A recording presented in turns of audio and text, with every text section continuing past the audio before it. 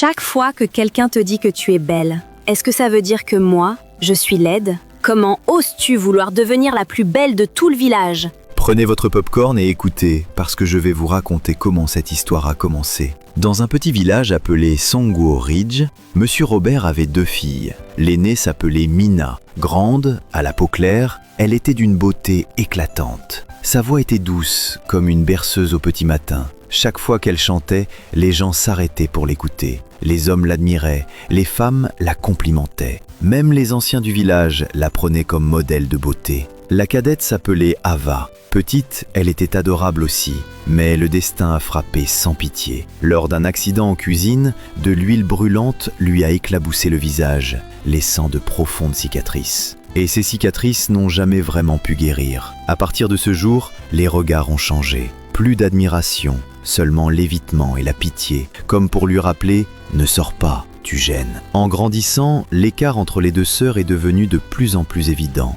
Mina gagnait en assurance, mais cette assurance s'est peu à peu transformée en arrogance. Où qu'elle aille, quelqu'un lui rappelait toujours à quel point elle était belle. Les hommes lui offraient des cadeaux, des vêtements, des bijoux, de la nourriture, juste pour obtenir un sourire. Mina savourait cette attention. Elle s'est mise à croire que la beauté était tout. Ava, elle, est devenue une ombre dans la maison. Dès qu'il y avait des invités, ses parents la pressaient. « Ava, rentre, ne sors pas ». Elle ne pouvait que se cacher derrière la porte et entendre tout le monde encenser Mina, comme si Ava n'existait pas. À chaque fois, son cœur se brisait un peu plus. Même si elles étaient sœurs, Mina refusait de marcher avec Ava. Si Ava voulait sortir avec elle, Mina la chassait d'un geste méprisant et disait « Marche derrière, ne me fais pas honte ». Ava comprenait la raison. Cette douleur allait jusqu'à l'os. Nuit après nuit, elle enfouissait son visage dans l'oreiller et pleurait, sans laisser personne entendre ses sanglots. Souvent, elle priait Dieu, se sentant rejetée et humiliée. Même son reflet dans le miroir lui faisait peur. À la maison, Ava vivait comme une servante. Toutes les tâches étaient pour elle. Porter l'eau, acheter les légumes, ramasser du bois, faire les courses, du matin au soir. Mais ses parents protégeaient Mina. Elle est trop fragile. Jusqu'au matin où Ava alla au ruisseau pour puiser de l'eau. Sur le chemin, elle vit une vieille femme épuisée,